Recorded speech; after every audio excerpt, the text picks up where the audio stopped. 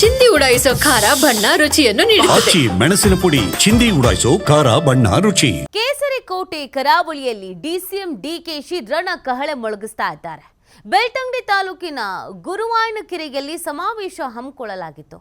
ಸರ್ಕಾರದ ನಡೆ ಕಾರ್ಯಕರ್ತರ ಕಡೆ ಅನ್ನುವಂಥ ಬೃಹತ್ ಸಮಾವೇಶ ಇದೆ. ಸಾವಿರಾರು ಸಂಖ್ಯೆಯಲ್ಲಿ ಸೇರಿರುವಂಥ ಕಾಂಗ್ರೆಸ್ನ ಕಾರ್ಯಕರ್ತರು ಸಮಾವೇಶದಲ್ಲಿ ಉಪಮುಖ್ಯಮಂತ್ರಿ ಡಿಕೆ ಶಿವಕುಮಾರ್ ಭಾಗಿಯಾಗಿದ್ದಾರೆ. ಎಂಎಲ್ಸಿ ಮಂಜುನಾಥ್ ಭಂಡಾರಿ, ನಿಕೇತ್ ರಾಜ್ ಮೌರ್ಯ, ವಿನಯ್ ಕುಮಾರ್ ಸೋರಕೆ, ಅಶೋಕ್ ರೈ ಸೇರಿ ಹಲವರು ಇದರಲ್ಲಿ ಭಾಗಿಯಾಗಿದ್ದಾರೆ. ಡಿಕೆ ಶಿವಕುಮಾರ್ ಅವರು ಇತ್ತೀಚೆಗೆ ಮಂಗಳೂರು ಭಾಗದಲ್ಲಿ ಹೆಚ್ಚಿನ ರೀತಿಯಾದಂಥ ಕಾನ್ಸಂಟ್ರೇಷನ್ ಅನ್ನು ಮಾಡ್ತಾ ಇದ್ದಾರೆ. ಕಾರಣ ಅಲ್ಲೂ ಕೂಡ ಪಕ್ಷ ಸಂಘಟನೆ ಅನ್ನೋದನ್ನ ಮಾಡಬೇಕು ಅನ್ನುವಂಥ ನಿಟ್ಟಿನಲ್ಲಿ ಇವತ್ತು ಬೆಳಗ್ಗೆ ಮಾತನಾಡುವಂಥ ಸಂದರ್ಭದಲ್ಲೂ ಅದನ್ನೇ ಹೇಳ್ತಾ ಇದ್ರು. ಇಲ್ಲಿ ಇಬ್ಬರು ಮಾತ್ರ ನಮ್ಮವ್ರು ಆಯ್ಕೆ ಆಗಿರೋದು, ಇಲ್ಲಿನ ಸಚಿವರ ಆಯ್ಕೆ ಆಗಬೇಕು ಅನ್ನುವಂಥ ಆಸೆ ಇದೆ ನನಗೆ, ಇಲ್ಲಿ ಅವ್ರು ಸಚಿವರಾಗಬೇಕು ಅನ್ನುವಂಥ ಆಸೆ ಇದೆ, ಆ ಕಾರಣಕ್ಕೆ ಪ್ರಯತ್ನವನ್ನು ಪಡ್ತಾ ಇದ್ದೀನಿ ಅನ್ನೋದನ್ನು ಹೇಳಿದರು. ಅದೇ ರೀತಿಯಾಗಿ ಈ ಸಮಾವೇಶ ಕೂಡ ಮಂಗಳೂರು ಆ ಭಾಗದಲ್ಲಿ, ದಕ್ಷಿಣ ಕನ್ನಡ ಭಾಗದಲ್ಲಿ ಹೆಚ್ಚಿನ ರೀತಿಯಾಗಿ ಕಾರ್ಯಕರ್ತರನ್ನು ಒಗ್ಗೂಡಿಸಬೇಕು, ಪಕ್ಷ ಬಲವರ್ಧನೆ ಮಾಡಬೇಕು, ಸಂಘಟನೆ ಮಾಡಬೇಕು ಅನ್ನುವಂಥ ನಿಟ್ಟಿನಲ್ಲಿ ಪ್ರಯತ್ನ ಪಡ್ತಾ ಇದ್ದಾರೆ. ಡಿಕೆ ಶಿವಕುಮಾರ್ ಅವರ ಬಣದವರು ಅಲ್ಲಿ ಹೆಚ್ಚಾಗಿದ್ದಾರೆ, ಅವ್ರಿಗೊಂದು ವರ್ಚಸ್ಸು ಅನ್ನೋದು ಇದೆ. ಇವರು ಕೂಡ ಭೇಟಿ ಕೊಟ್ಟು ಆ ವರ್ಚಸ್ಸನ್ನು ಮತ್ತಷ್ಟು ಹೆಚ್ಚು ಮಾಡಿಕೊಳ್ಳುವಂಥದ್ದು, ಕಾರ್ಯಕರ್ತರಲ್ಲಿ ಒಂದು ಹುಮ್ಮಸ್ಸು ತುಂಬಿಸುವಂಥ ಕೆಲಸಕ್ಕೆ ಅವ್ರು ಮುಂದಾಗ್ತಾ ಇರೋದು. ದಕ್ಷಿಣ ಕನ್ನಡ ಅಂತ ಬಂದಂಥ ಸಂದರ್ಭದಲ್ಲಿ ಮಂಗಳೂರು ಆ ಭಾಗದಲ್ಲಿ ಕಾಂಗ್ರೆಸ್ಗೆ ಹೆಚ್ಚಿನ ರೀತಿಯಾದಂಥ ಒಲವಿಲ್ಲ ಅನ್ನೋದನ್ನು ಈ ಹಿಂದಿನಿಂದ ಹೇಳ್ಕೊಂಡು ಬರಲಾಗ್ತಾ ಇತ್ತು. ಸೊ ಅದನ್ನು ಅಳಿಸಿ ಹಾಕಬೇಕು, ಒಂದು ಬಲ ತುಂಬೋ ಕೆಲಸ ಆಗಬೇಕು, ಪ್ರಯತ್ನ ಪಡಬೇಕು ಅನ್ನುವಂಥ ನಿಟ್ಟಿನಲ್ಲಿ ಡಿ ಕೆ ಶಿವಕುಮಾರ್ ಅವರು ಹೆಜ್ಜೆ ಇಡ್ತಾ ಇರೋದು. ಇಲ್ಲಿವರೆಗೂ ಆ ಭಾಗಕ್ಕೆ ಹೋಗಿ ಸಮಾವೇಶ ಮಾಡೋದು, ಕಾರ್ಯಕರ್ತರ ಒಗ್ಗೂಡಿಸೋದು, ಸಂಘಟನೆ ಮಾಡೋದು, ಈ ಥರದ ಕೆಲಸಗಳಾಗ್ತಿರ್ಲಿಲ್ಲ. ದಾವಣಗೆರೆ, ಹಾಸನ, ಮೈಸೂರು, ಚಿಕ್ಕಮಗಳೂರು, ಮಂಡ್ಯ ಈ ಭಾಗಗಳಲ್ಲಿ ಕಾಂಗ್ರೆಸ್ನ ಸಮಾವೇಶಗಳು ನಡೀತಾ ಇತ್ತು. ಮಂಗಳೂರಲ್ಲಿ ಅಷ್ಟರ ಮಟ್ಟಿಗೆ ಆಗ್ತಿರ್ಲಿಲ್ಲ. ಕಾರಣ ಜನ ಸೇರಲ್ಲ, ಜನ ಬರಲ್ಲ, ಅಲ್ಲಿ ನಮ್ಮ ಬಗ್ಗೆ ಒಲವಿಲ್ಲ, ಯಾಕೆ ಮಾಡಬೇಕು ಅನ್ನೋದೊಂದು. ಬಟ್ ಈ ಬಾರಿ ಹಾಗೆ ಮಾಡಬಾರ್ದು. ಎಲ್ಲಿ ನಾವು ಸ್ವಲ್ಪ ಮಟ್ಟಿಗೆ ಮೈನಸ್ ಇದ್ದೀವೋ ಅಲ್ಲೇ ಪ್ಲಸ್ ಆಗಬೇಕು ಅನ್ನುವಂಥ ನಿಟ್ಟಿನಲ್ಲಿ ಡಿ ಕೆ ಶಿವಕುಮಾರ್ ಅವರು ಪ್ರಯತ್ನವನ್ನು ಪಡ್ತಾ ಇದ್ದಾರೆ ಅನ್ನೋದು ಬಹಳ ಚೆನ್ನಾಗಿ ಗೊತ್ತಾಗ್ತಾ ಇದೆ. ಜೊತೆಗೆ ಅವರು ಅದನ್ನು ಮುಚ್ಚಿಡ್ತಾ ಇಲ್ಲ, ಹೌದು ಅಂತ ಅದನ್ನು ಒಪ್ಕೊಳ್ತಾ ಇದ್ದಾರೆ. ಸೊ ಇಲ್ಲಿ ಹೆಚ್ಚಿನ ಸಂಘಟನೆ ಮಾಡಬೇಕು, ಆ ಕಾರಣಕ್ಕಾಗಿ ನಾನು ಪ್ರಯತ್ನ ಪಡ್ತಾ ಇದ್ದೀನಿ ನಿರಂತರವಾಗಿ ಅಂತ. ಸೊ ಈ ಸಮಾವೇಶ ಡಿ ಕೆ ಶಿವಕುಮಾರ್ ಅವರ ನೇತೃತ್ವದಲ್ಲಿ ನಡೀತಾ ಇರುವಂಥದ್ದು. ಪೂರ್ವವಾದ ಕಾರ್ಯಕ್ರಮ ಡಿಕೆ ಶಿವಕುಮಾರ್ ಅತ್ಯಂತ ಯಶಸ್ವಿಯಾಗಿ ಪಕ್ಷವನ್ನ ಸಂಘಟನೆ ಮಾಡಿದ್ದಾರೆ. ಇದೀಗ ಡಿಜಿಟಲ್ ಯೂತ್ನ 125 ವರ್ಷದ ಮೇಲ್ಗಡೆ ಯಾರು ಒತ್ತುವರಿ ಮಾಡ್ಕೊಂಡಿದ್ರಿ ಅದೆಲ್ಲ ಸಕ್ರಮ ಮಾಡುವಂಥದ್ದು ಇವೆಲ್ಲ ಕೂಡ ಇದೆ. ನಾವು ಕೂಡ ಅವ್ರಿಗೆಲ್ಲ ರಕ್ಷಣೆ ಮಾಡಲಿಕ್ಕೆ ಯಾರು ವಲಸೆಗೆ ಹೋಗಬಾರ್ದು, ತೆಗಿಬಾರ್ದು ಅಂತೇಳಿ ಈಗಾಗಲೇ ಫಾರೆಸ್ಟ್ ಅವ್ರಿಗೆಲ್ಲ ಕೂಡ ನಾವು ಆದೇಶವನ್ನು ನಾವೆಲ್ಲ ಕೊಟ್ಟಿದ್ದೇವೆ. ಸೊ ಹೀಗೆ ಎಲ್ಲ ಅನೇಕ ಬದಲಾವಣೆಗಳನ್ನ ನಮ್ಮ ಕೇಂದ್ರ ಸರ್ಕಾರ ಇವತ್ತು ತೆಗೆದುಕೊಂಡು ಬಂತು. ಅದು ಹೊಟ್ಟೆ ತುಂಬುವಂತ ಕೆಲಸ ಮಾಡ್ತು. ಬಿಜೆಪಿ ಹೇಳಿ, ಯಾರಾದ್ರೂ ಬಿಜೆಪಿ ನಾಯಕರು ಹೇಳಿ, ನಾನು ಹೇಳಿದೆ ಅಲ್ಲೆಲ್ಲೋ ಚರ್ಚೆ ಮಾಡ್ತಿದ್ರು ನಮ್ಮ ಕಾರ್ಕಳದಲ್ಲಿ. ನಮ್ಮ ಉದಯ್ ಕುಮಾರ್ ಶೆಟ್ಟರು ಕ್ಷೇತ್ರಕ್ಕೆ ಮೊನ್ನೆ ಹೋಗಿದೆ. ನಾನು ಹೇಳಿದೆ, ನಾನು ಹೋಗಿ MLA ಉತ್ತರ ಕೊಡೋದು ಬೇಡ, ನಾನು ಸುಧೀರೇ ಸಾಕು, ಅವನ್ನೇ ಕಳಿಸ್ತೀನಿ ಬಹಿರಂಗ. ಸರ್, ಈಗ ಈ ರಾಹುಲ್ ಗಾಂಧಿ ಪತ್ರ ಬರೆದಿಲ್ಲ, ನಾವೇ ಚರ್ಚೆ ಮಾಡಿದ್ದೀವಿ, ಜಾತಿ ಗಣತಿಯ ಬಗ್ಗೆ ಚರ್ಚೆ ಮಾಡ್ಕೊಂಡು ಇದು ಮಾಡ್ತೀವಿ, ಪತ್ರ ಬರೆದಿಲ್ಲ, ನನಗೆ ಪತ್ರ ಬರೆದಿಲ್ಲ ಅಂತ ಮುಖ್ಯಮಂತ್ರಿಗಳು ಹೇಳಿದ್ದಾರೆ. ಆದರೆ ಅದ್ರ ಬಗ್ಗೆ ನಾವು ಚರ್ಚೆ ಮಾಡಿದ್ದೀವಿ, ಹಾಗೆ ಯಾರೂ ಅದಕ್ಕೆ ವಿರೋಧ ಇಲ್ಲ ಅಂತ ಹೇಳಿದ್ದಾರೆ. ನೋಡಿ, ನನಗೆ CM ಏನು ಹೇಳಿದಾರೋ ನನಗಿನ್ನ ಗೊತ್ತಿಲ್ಲ. ನಾನು ತಿಳ್ಕೊಂಡು ನಾನು ರಿಯಾಕ್ಟ್ ಮಾಡ್ತೀನಿ, ನಾನು ಹಂಗೆ ಏಕ ಮಾಡೋಕ್ಕೆ ಹೋಗೋದಿಲ್ಲ. ಅದೇನು ವಿಚಾರ ಅಂತ ನಾನು ತಿಳಿತೀನಿ. ನಮ್ಮ ಪಕ್ಷದಲ್ಲಿ ನಾವು ಎಲ್ಲ ಜಾತಿಗೂ ಸಮಾನತೆಯಿಂದ ನೋಡಬೇಕು ಅನ್ನೋದು ಒಂದು ಮಾರ್ಗದರ್ಶನ ನಮಗಿದೆ. ಮೊದಲಿಂದ ಕೂಡ ನಮ್ಮ ಸಿದ್ಧಾಂತ ಇದೆ. ಇವತ್ತು ಕೂಡ ಏನು ಜಾತಿ ಗಣತಿ ವಿಚಾರ ಇದೆ, ನಾವು ಕ್ಯಾಬಿನೆಟ್ಗೂ ಕೂಡ ಸೌಹಾರ್ದತೆಯಾಗಿ ಅವ್ರ ಅಭಿಪ್ರಾಯಗಳನ್ನು ತಿಳಿಸ್ತಾ ಇದ್ದಾರೆ. ಇನ್ನು ಏನೇ ಇದ್ರೂ ಕೂಡ ಸಾರ್ವಜನಿಕರ ಹತ್ರ ಮಾತಾಡಿ, ಶಾಸಕರ ಹತ್ರ ಮಾತಾಡಿ ತಿಳಿಸಿ ಅಂತ ಹೇಳಿದ್ದಾರೆ. ಆ ಕೆಲಸ ಎಲ್ಲ ನಮ್ಮ ಮಂತ್ರಿಗಳು ಮಾಡ್ತಾರೆ. ಇಲ್ಲ,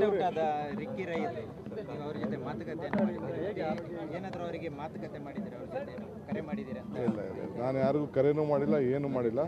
ನಮ್ಮ ಜಿಲ್ಲೆಯಲ್ಲಿ ಅದು ಪೊಲೀಸ್ನ ಕಾನೂನು ರೀತಿ ನೀವು ಚೌಕಟ್ಟಲ್ಲಿ ನೀವು ಕೆಲಸ ಮಾಡಬೇಕು ಅಂತ ನಾನು ಹೇಳಿದ್ದೇನೆ. ಮರ್ಸಿರಸ್ಸಾಗೆ ನೀವು ಇದನ್ನು ಡೀಲ್ ಮಾಡಬೇಕು ಅಂತ ಹೇಳಿದ್ದೀನಿ.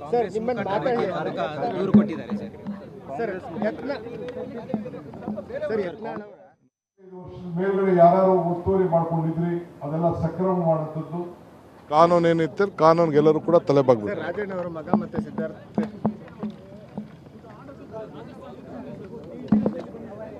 ನಾವು ಆದೇಶವನ್ನು ನಾವು ಕೊಟ್ಟಿದ್ದೇವೆ. ಸೊ ಹೀಗೆ ಎಲ್ಲ ಅನೇಕ ಬದಲಾವಣೆಗಳನ್ನ ನಮ್ಮ ಕೇಂದ್ರ ಸರ್ಕಾರ ಇವತ್ತು ತೆಗೆದುಕೊಂಡು ಬಂತು. ಅದು ಹೊಟ್ಟೆ ತುಂಬುವಂತ ಕೆಲಸ ಮಾಡ್ತು. ಬಿಜೆಪಿ ಹೇಳಿ, ಯಾರಾದ್ರೂ ಬಿಜೆಪಿ ನಾಯಕರು ಹೇಳಿ, ನಾನು ಹೇಳಿದೆ ಅಲ್ಲೆಲ್ಲೋ ಚರ್ಚೆ ಮಾಡ್ತಿದ್ರು ನಮ್ಮ ಕಾರ್ಕಳದಲ್ಲಿ. ನಮ್ಮ ಉದಯ್ ಕುಮಾರ್ ಶೆಟ್ಟರು ಕ್ಷೇತ್ರಕ್ಕೆ ಮೊನ್ನೆ ಹೋಗಿದೆ. ನಾನು ಹೇಳಿದೆ, ನಾನು ಹೋಗಿ MLA ಉತ್ತರ ಕೊಡೋದು ಬೇಡ, ನಮ್ಮ ಸುಧೀರೇ ಸಾಕು, ಅವನ್ನೇ ಕಳಿಸ್ತೀನಿ, ಬಹಿರಂಗ ಇದಕ್ಕೆ ಆಗಲಿ, ಅದಕ್ಕೆ ನಾವೇನು ಮಾಡಿದ್ದೀವಿ ನೀವೇನು ಮಾಡಿದ್ದೀವಿ ಅಂತ ಹೇಳಿ ಚರ್ಚೆ ಆಗಲಿ ಅಂತ ಹೇಳಿದೆ. ಯಾಕೋ ಆಹಾರ ಕರೀಲಿಲ್ಲ ಅಲ್ಲ, ಆಹಾರ ಕರೀಲಿಲ್ಲ.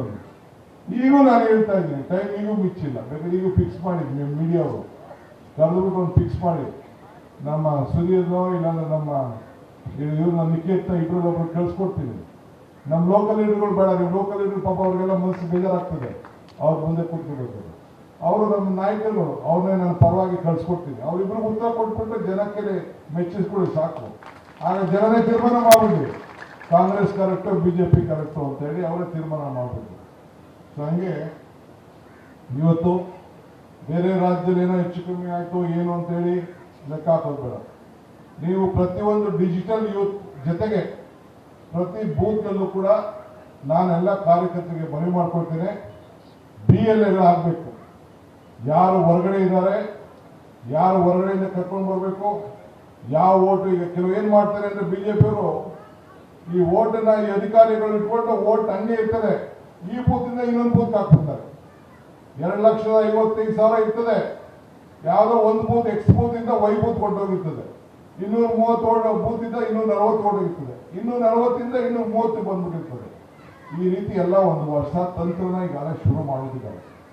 ಅದಕ್ಕೆ BLA ಹೇಳಿ ಎಚ್ಚರಿಕೆ ಇಟ್ಕೊಂಡು ಯಾರು ಹೊರಗಡೆ ಎಲ್ಲೆಲ್ಲಿ ಹೋಗಿದ್ದಾರೆ ಅವರೆಲ್ಲ ವಾಪಸ್ ಕರ್ಕೊಂಡು ಬಂದು ವೋಟ್ ಹಾಕ್ಸಿ. ದಿನಕ್ಕೆ ನಮ್ಮ ಕಾರ್ಯಕರ್ತರು, ನಮ್ಮ ಮುಖಂಡರು ಹೇಳಿದ್ದೇನೆ, 10 ಜನ ಮತದಾರನ, ಹೊಸ ಮತದಾರನ ಸಂಪರ್ಕ ಮಾಡಬೇಕು. ನೀವೇನಪ್ಪ ಇವ್ರು ಬಿಜೆಪಿಯವರು ಇವ್ರು ಮಾತಾಡ್ಸೋದು. ಈ ಬಗ್ಗೆ ಮತ್ತಷ್ಟು ಮಾಹಿತಿ ನೀಡ್ತಾರೆ ನಮ್ಮ ಪ್ರತಿನಿಧಿ ಆದಿತ್ಯ. DK ಶಿವಕುಮಾರ್ ಅವರ ಉದ್ದೇಶ ಆ ಭಾಗದಲ್ಲಿ ಹೆಚ್ಚಿನ ಪಕ್ಷ ಸಂಘಟನೆ ಅನ್ನೋದು ಮಾಡಬೇಕು, ಕಾರ್ಯಕರ್ತರಿಗೆ ಹುಮ್ಮಸ್ಸು ತುಂಬಬೇಕು ಅಂತ. ಇವತ್ತಿನ ಸಮಾವೇಶ ಎಷ್ಟು ಮಟ್ಟಿಗೆ ಹೈಲೈಟ್ ಆಗಿತ್ತು, ಎಷ್ಟು ಜನ ಭಾಗಿಯಾಗಿದ್ರು, DK ಶಿವಕುಮಾರ್ ಅವರಿಗೆ ಯಾವ ರೀತಿಯಾದಂಥ ಒಂದು ರೆಸ್ಪಾನ್ಸ್ ಸಿಕ್ತು ಅಂತ. ನಿಜಕ್ಕೂ ಕೂಡ DK ಶಿವಕುಮಾರ್ ಅವರು ಇಲ್ಲಿ ಪಕ್ಷ ಸಂಘಟನೆಯನ್ನ ಬಲಪಡಿಸಿಕೊಂಡು ಹೋಗ್ತಾ ಇದ್ದಾರೆ. ಇದಕ್ಕೆ ಬೇಕಾದಂತ ಒಂದಿಷ್ಟು ರೂಪರೇಷೆಗಳನ್ನ ಮಾಡಿಕೊಂಡು ಬಂದಿದ್ದಾರೆ ಅನ್ನುವಂಥ ವಿಚಾರವಾಗಿ ಅನೇಕ ದಿನಗಳಿಂದ ನಾವು ಕೂಡ ಈ ಬಗ್ಗೆ ಒಂದು ಸುದ್ದಿಯನ್ನ ಮಾಡಿದ್ವಿ. ಇದಕ್ಕೆ ಸಂಬಂಧಪಟ್ಟ ಹಾಗೆ ಇವತ್ತು DK ಶಿವಕುಮಾರ್ ಅವರು ಕೂಡ ಈ ವಿಚಾರವನ್ನ ಸ್ಪಷ್ಟಪಡಿಸಿದ್ದಾರೆ. ನನ್ನ ಟಾರ್ಗೆಟ್ ಕರಾವಳಿ ಅನ್ನುವಂತ ರೀತಿಯಲ್ಲಿ ಕರಾವಳಿ ಭಾಗಕ್ಕೆ ಸ್ವತಃ DK ಶಿವಕುಮಾರ್ ಅವರೇ ಪಕ್ಷವನ್ನ ಬಲಪಡಿಸುವಂತ ನಿಟ್ಟಿನಲ್ಲಿ ಒಂದು ಸಾರಥ್ಯವನ್ನ ವಹಿಸಿಕೊಂಡಿದ್ದಾರೆ. ಅದಕ್ಕೆ ಮುನ್ನುಡಿಯನ್ನ ಬೆಳ್ತಂಗಡಿ ತಾಲೂಕಿನ ಗುರುವಾಂಕೆರೆ ಒಂದು ಕಾರ್ಯಕರ್ತರ ಸಮಾವೇಶದ ಮೂಲಕ ಒಂದು ರಣಕಹಳೆಯನ್ನ ಅವರು ಓದಿದ್ದಾರೆ. ಬೂತ್ ಮಟ್ಟದಲ್ಲೂ ಕೂಡ ಕಾಂಗ್ರೆಸ್ ಪಕ್ಷವನ್ನ ಬಲಪಡಿಸುವಂತದ್ದು.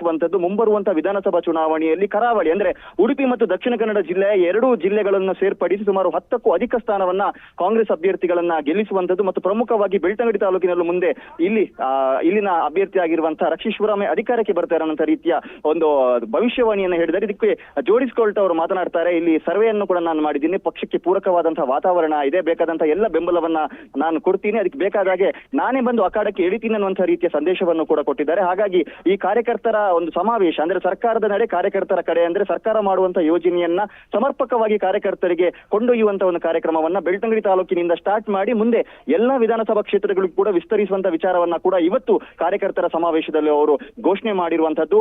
ಮುಂದೆ ಬೇರೆ ಬೇರೆ ಅಸ್ತ್ರಗಳ ಮೂಲಕ ಅಂದ್ರೆ ಅದು ಸಾಫ್ಟ್ ಹಿಂದುತ್ವ ಆಗಿರಬಹುದು, ಯಾವುದೇ ಒಂದು ಅಸ್ತ್ರವನ್ನ ಬೇಕಾದ್ರೂ ಬಳಸಿಕೊಳ್ಳಿ, ಆದ್ರೆ ಪಕ್ಷವನ್ನ ಇಲ್ಲಿ ಅಧಿಕಾರಕ್ಕೆ ತನ್ನಿ ಅನ್ನುವಂತಹ ರೀತಿಯನ್ನ ಒಂದು ಸಂದೇಶವನ್ನ ಇಲ್ಲಿಗೆ ಅವರು ನೀಡಿದ್ದಾರೆ. ಮತ್ತು ಇಲ್ಲಿ ಡಿಜಿಟಲ್ ಯೂತ್ ಅನ್ನುವಂತಹ ಒಂದು ಹೊಸ ಸಂಘಟನೆಯನ್ನ ದಕ್ಷಿಣ ಕನ್ನಡ ಜಿಲ್ಲೆಯಲ್ಲಿ ಆರಂಭ ಮಾಡೋದಕ್ಕೆ ಒಂದು ಮುನ್ನುಡಿಯನ್ನ ಕೂಡ ಬೆಳ್ತಂಗಡಿಯಲ್ಲಿ ಬರೆದಿದ್ದಾರೆ. ನೀತಿ ಓಕೆ ಆದಿತ್ಯ, ಅಂದ್ರೆ ಈಗ ಮೊದಲ ಸ್ಟೆಪ್ ರೀತಿಯಲ್ಲಿ ಇದೊಂದು ಸಮಾವೇಶ ಇಟ್ಟಿದ್ದಾರೆ.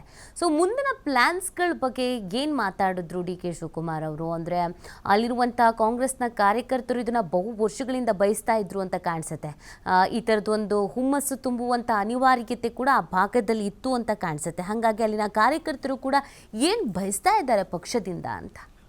ನಿಜಕ್ಕೂ ಕೂಡ ನೀತಿ. ಯಾಕಂದ್ರೆ 2018 ಚುನಾವಣೆ ಹೊತ್ತಲ್ಲೇ ಕಾಂಗ್ರೆಸ್ನ ಪಕ್ಷ ಸಂಘಟನೆ ಪ್ರಮುಖವಾಗಿ ದಕ್ಷಿಣ ಕನ್ನಡ ಜಿಲ್ಲೆಯಲ್ಲಿ ಬಹಳ ಕುಗ್ಗಿ ಹೋಗಿದೆ ಅನ್ನುವಂತಹ ಮಾತುಗಳು ಕೇಳಿ ಬರ್ತಾ ಇತ್ತು. ಇಲ್ಲಿ ಸಮರ್ಪಕವಾದ ಒಂದು ಲೀಡರ್ ಇಲ್ಲ, ಕಾರ್ಯಕರ್ತರ ಭಾವನೆಗಳನ್ನ ತಿಳಿದುಕೊಳ್ತಾ ಇಲ್ಲ, ಅದಕ್ಕೆ ಬೇಕಾದ ಹಾಗೆ ಪ್ರತಿಕ್ರಿಯೆಯನ್ನ ಕೂಡ ಕೊಡ್ತಾ ಇಲ್ಲ ಅನ್ನುವಂತಹ ದೂರಿತು. ಹಾಗಾಗಿ ದಕ್ಷಿಣ ಕನ್ನಡ ಜಿಲ್ಲೆಯ ಕಾಂಗ್ರೆಸ್ನ ಭದ್ರಕೋಟೆ ಅನ್ನುವಂಥ ಪ್ರದೇಶಗಳು ಏನಿತ್ತು 2018 ಚುನಾವಣೆಯಲ್ಲಿ ಅದು ಬಿಜೆಪಿಯ ಪಾಲಾಗಿತ್ತು. ಆದರೆ 2023ರಲ್ಲಿ ಒಂದು ಪ್ರತಿಕೂಲವಾದಂತಹ ವಾತಾವರಣ ಇದೆ. ಅದು ಸದ್ಯ ಕಾಂಗ್ರೆಸ್ನ ಒಂದು ವಿಶ್ವಾಸಕ್ಕೆ ಕಾರಣವಾಗಿದೆ. ಮುಂದೆ ನಮಗೂ ಕೂಡ ಅವಕಾಶ ಇದೆ ಅನ್ನುವಂಥ ವಿಚಾರವನ್ನ ಕಾರ್ಯಕರ್ತರಿಗೆ ಮನದಟ್ಟು ಮಾಡೋ ಕೆಲಸವನ್ನ ಡಿಕೆಶಿ ಮಾಡಿದ್ದಾರೆ. ಮತ್ತು ಇವತ್ತು ಡಿಕೆಶಿ ಅವರ ಆಗಮನದಿಂದ ಕಾರ್ಯಕರ್ತರಿಗೂ ಕೂಡ ಬಹಳ ಒಂದು ಹುಮ್ಮಸ್ಸು ಅನ್ನುವಂಥದ್ದು ಬಂದಿದೆ. ಯಾಕಂದ್ರೆ ಕಾರ್ಯಕರ್ತರು ಕೂಡ ಬಯಸ್ತಾ ಇದ್ರು. ಯಾಕಂದ್ರೆ ಇಲ್ಲಿ ಜಿಲ್ಲಾ ಉಸ್ತುವಾರಿ ಸಚಿವರೇ ಹೆಚ್ಚಿನ ಪ್ರಮಾಣದಲ್ಲಿ ಬರೋದಿಲ್ಲ ಅನ್ನುವಂಥ ಒಂದು ಅಸಮಾಧಾನ ಕಾರ್ಯಕರ್ತರ ವಲಯದಲ್ಲಿ ಇತ್ತು. ಇಲ್ಲಿ ಲೀಡರ್ಗಳು ಹೆಚ್ಚು ಗಮನವನ್ನ ಕೊಡ್ತಾ ಇಲ್ಲ, ಯಾಕಂದ್ರೆ ಇಲ್ಲಿ ಕಾಂಗ್ರೆಸ್ ಗೆಲ್ತಾ ಇಲ್ಲ ಅನ್ನುವಂಥ ಕಾರಣಕ್ಕೆ ಅದನ್ನ ಹೋಗಲಾಡಿಸುವಂತ ನಿಟ್ಟಿನಲ್ಲಿ ಡಿಕೆ ಶಿವಕುಮಾರ್ ಅವರು ಇವತ್ತು ಒಂದು ವಿಶೇಷವಾದ ಕಾರ್ಯಕ್ರಮವನ್ನು ಹಮ್ಮಿಕೊಂಡಿದ್ದಾರೆ. ಇದು ಮುಂಬರುವ ದಿನಗಳಲ್ಲಿ ಇದು ಕಂಟಿನ್ಯೂ ಆಗುತ್ತೆ. ಮತ್ತು ಡಿಕೆ ಶಿವ ಅವರು ಏನು ಇಲ್ಲಿ ಕರಾವಳಿಯನ್ನ ಹಿಂದುತ್ವದ ಒಂದು ಭದ್ರಕೋಟೆ ಅಂತ ಹೇಳ್ತಾರೋ ಆ ಹಿಂದುತ್ವದ ಭದ್ರಕೋಟೆಯಲ್ಲಿ ತಮ್ಮ ಒಂದು ಹಿಂದುತ್ವದ ಅಸ್ತ್ರವನ್ನ ಪ್ರಯೋಗ ಮಾಡೋದಕ್ಕೆ ಮುಂದಾಗಿದ್ದಾರೆ. ಈಗ ಬೆಳಗಿನಿಂದಲೂ ಕೂಡ ವಿವಿಧ ದೇವಸ್ಥಾನಗಳಿಗೆ ಭೇಟಿಯನ್ನು ನೀಡಿ ಈಗ ಮಧ್ಯಾಹ್ನ ಕಾರ್ಯಕರ್ತರ ಸಮಾವೇಶವನ್ನ ಮುಗಿಸಿ ಈಗ ಮತ್ತೆ ಅವರು ಟೆಂಪಲ್ ರನ್ ಅನ್ನ ಆರಂಭ ಮಾಡಿದ್ದಾರೆ. ಅಂದ್ರೆ ಈ ಭಾಗದ ಜನರ ಒಂದು ಧಾರ್ಮಿಕ ನಂಬಿಕೆಗಳು ಏನಿದೆ, ಸಂಸ್ಕೃತಿಯ ಒಂದು ಆಸಕ್ತಿಗಳು ಏನಿದೆ, ಅದಕ್ಕೆ ಪೂರಕವಾಗಿ ರಾಜಕಾರಣವನ್ನ ಮಾಡುವಂತ ಸಂದೇಶವನ್ನ ಕೊಟ್ಟಿದ್ದಾರೆ. ಜನರ ಭಾವನೆಗೆ ಅನುಗುಣವಾಗಿ ರಾಜಕೀಯವನ್ನ ಮಾಡಿ ಅನ್ನುವಂತಹ ಒಂದು ವಿಚಾರವನ್ನ ಎಲ್ಲ ತಮ್ಮ ಒಂದು ಅಂದ್ರೆ ಬೂತ್ ಮಟ್ಟದ ಒಂದು ಅಧ್ಯಕ್ಷರಿಂದ ಹಿಡಿದು ಪ್ರತಿ ಕಾರ್ಯಕರ್ತರಿಂದ ಪ್ರಮುಖ ನಾಯಕರು ಕೂಡ ಸಂದೇಶವನ್ನ ಇವತ್ತಿನ ಒಂದು ಸಮಾವೇಶದಲ್ಲಿ ನೀಡಿದ್ದಾರೆ. ಫೈನ್, ಥ್ಯಾಂಕ್ ಯು ಆದಿತ್ಯ ತಮ್ಮೆಲ್ಲ ಡೀಟೇಲ್ಸ್ಗಾಗಿ.